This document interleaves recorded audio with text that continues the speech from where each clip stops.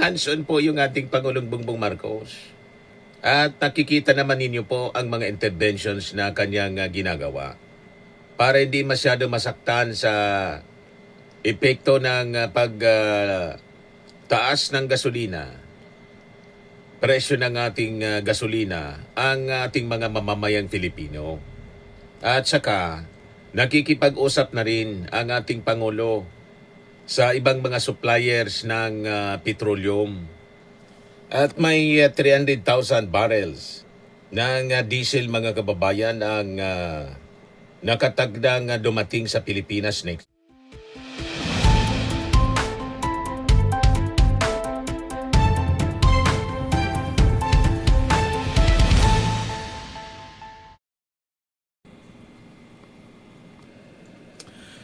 Hello po mga kababayan, si Dante Maravillas. Tuloy lang ang trabaho ng ating Pangulo kahit holiday. Yan ang Pangulo. Walang pahinga, mga kababayan. Yan, sabi dyan. Kahit deklaradong holiday ngayong Biyernes dahil sa Idil Fitr o Feast of Ramadan, tuloy ang trabaho ni Pangulong Ferdinand Marcos Jr. upang masigurong sapat ang supply ng pagkain sa bansa sa gitna ng epekto ng mataas na presyo ng langis. O diba, mga kababayan, ayos na ayos. Kinausap ng ating Pangulo yung mga kumpanya ng pagkain at sumang-ayon na hindi sila magtataas ng presyo ng anumang produkto sa loob ng 2 buwan. So yan ang mga government intervention, mga kababayan. Kinakausap ng ating Pangulo mismo. O ito, pakinggan natin yung kanyang sinabi. Tignan ang ating ang supply ng pagkain at ang presyuhan ng pagkain dahil lahat ng ahensa ng pamahalaan. Siyempre, nilalapitan natin ang mga partner natin na food suppliers para sa pang-araw-araw ng taong bayan. Hindi lamang ang Century, kundi ang iba't ibang mga food Century Tuna Company, pinuntahan niya. Maayos naman ang stock natin. At bukod pa ron, ay sila naman ay pumapayag na to keep the prices na hindi muna basta hindi tataas ang presyo hanggat kaya nila. Kaya siguro mga 1 buwan, yung iba baka 2 buwan, hindi magagalaw yung presyo. Kahit na dumating na tayo, ay patuloy naman natin tinitignan ng supply. Ang supply ay hindi kailangan mag-alala ang taong bayan. Ang food supply natin ay sapat kahit na pangmatagalan. Hindi Century Tuna, Century Pacific Food pala sa Calamba, Laguna, yung pinunta ng ating Pangulong Bongbong. Century Pacific, kala ko Century Tuna. Di ba? Tama pala. Century Food is one of the country's largest branded food companies with products including canned tuna, sardines, meat, dairy, and plant-based alternatives. Century Tuna nga. Pero yung product niya, hindi man Century Tuna lang. Hindi kasi tayo pamilyar. Binisita din ng ating Pangulo yung Agora Market kahapon para i-check ang presyo ng mga bilihin. Hands-on po yung ating Pangulong Bongbong Marcos. At nakikita naman ninyo po ang mga interventions na kanyang ginagawa para hindi masyado masaktan sa epekto ng taas ng gasolina, presyo ng ating gasolina, ang ating mga mamamayang Pilipino. At saka, nakikipag-usap na rin ang ating Pangulo sa ibang mga suppliers ng petroleum. At may 300,000 barrels ng diesel, mga kababayan, ang nakatagdang dumating sa Pilipinas next week. Yan o. Sabi ng Department of Energy, sabi ni Secretary Garin, the order niya is part of the government's effort to help the private oil firms procure future supplies of fuel. Garin said the government continues to look for other sources on a government-to-government scheme, but the products will be sold at cost to private oil firms. So, walang tigil sa pagtatrabaho yung ating mga officials para solusyonan po yung problema. Yan sabi ng ating Pangulo, ang supply ay hindi kailangan na mag-alala. Ang taong bayan, ang food supply natin ay sapat kahit na pangmatagalan, sabi ng ating Pangulong Bongbong Marcos. At ito naman yung schedule ng ayuda para sa transport sector. Ano? Tuesday, March 24 para sa TNVS. Sa mga jeepneys naman po, Wednesday, March 25. Sa mga delivery service, March 26 to 27. Sa mga taxi naman po, mga motorcycle, Grab, Saturday, March 28 po. Yan yung inilabas mga kababayan na schedule ng DSWD. 5,000 pesos cash aid mga kababayan para sa kanila. At sabi ng ating Pangulong Bongbong Marcos, tuloy-tuloy siya hanggat hanggat hindi umupa ang problema. Ang conflict sa Middle East at apektado mga kababayan ang supply dahil sa problema mga kababayan sa Strait of Hormuz. Ito yung Nestle naman po. Ready daw sila to absorb Mid-East price shocks for now. Yan yung lahat ng mga produkto ng Nestle sa grocery po mga kababayan. At sabi ng mga experts, itong oil shock mga kababayan, temporary man lang ito. Pag naayos na po ang flow ng supply, pag nais ang problema doon sa Strait of Hormuz, bababa na siya mga kababayan siyempre.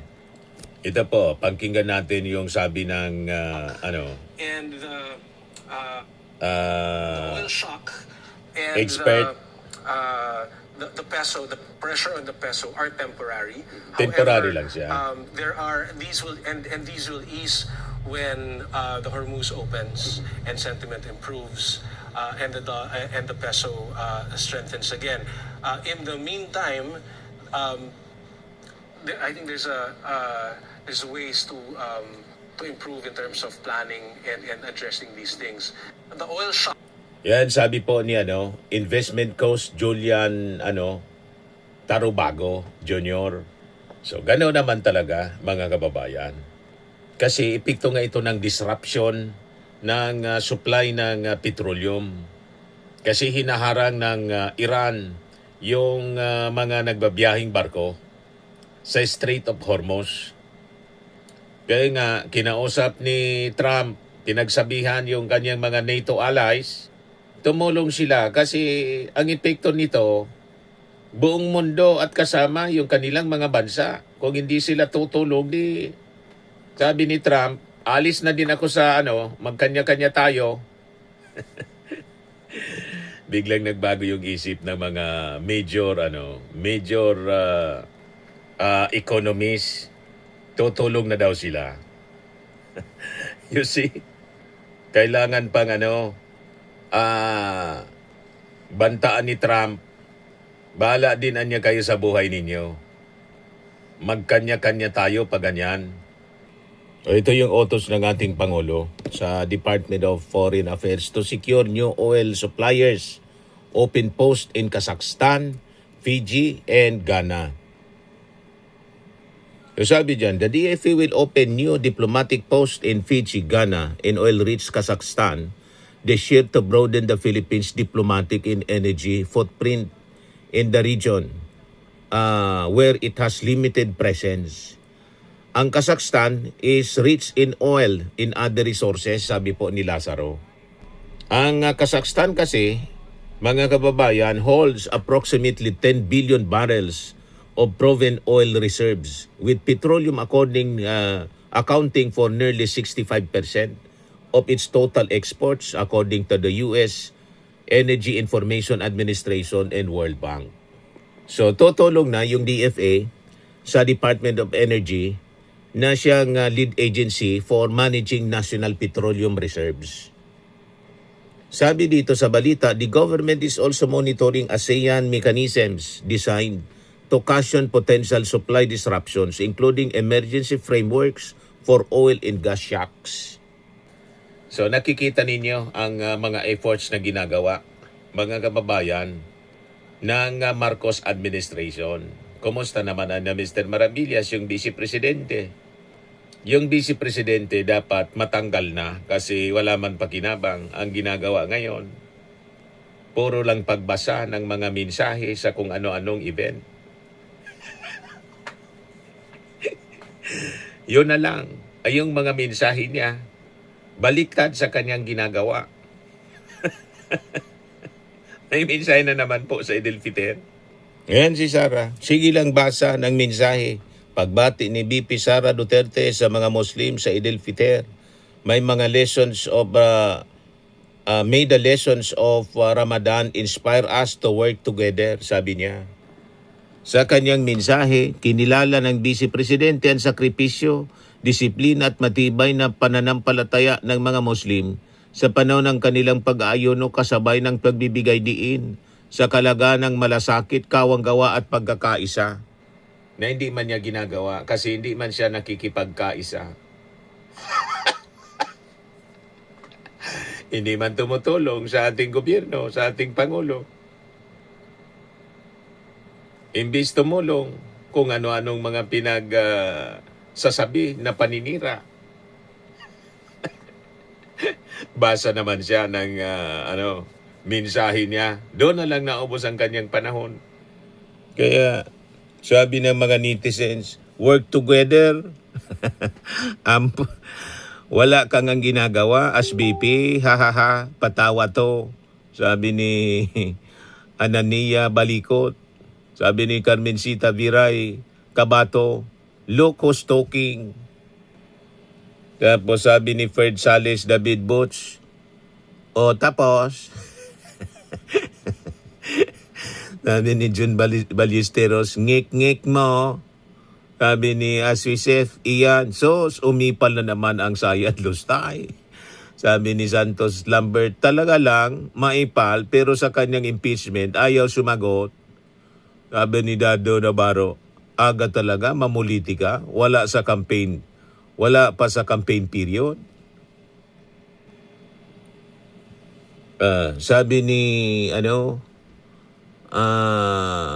Jerome, di maipikita sa video yung pagbati niya kasi malamang di niya maalala yung kung sino babatiin niya, lalo na wala script.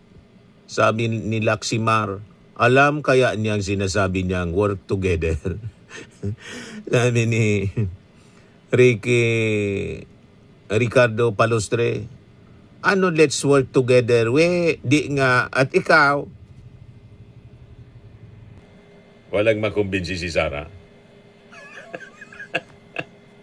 Ayan si Sara. Oh. Sige lang basa.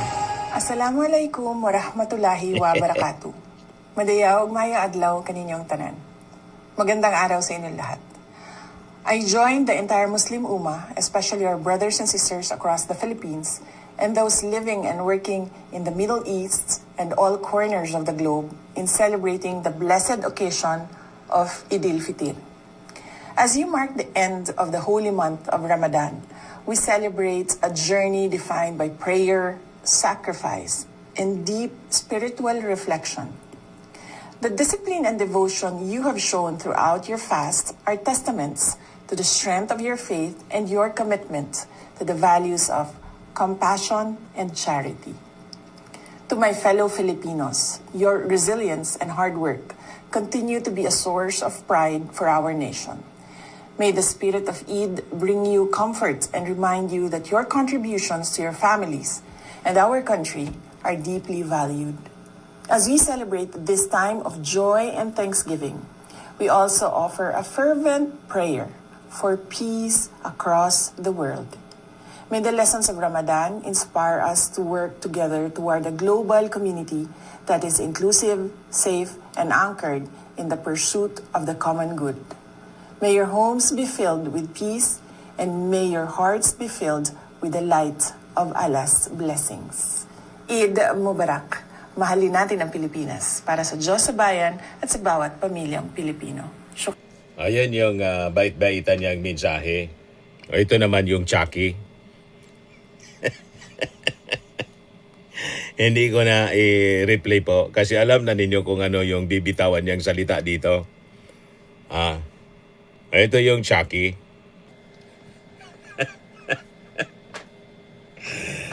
Di ba, mga kababayan? Kaya walang makumbinsi po ng mga netizen sa kanyang mensaheng binabasa. Ito, wala siya ditong script. Lumabas yung tunay na pagkatao.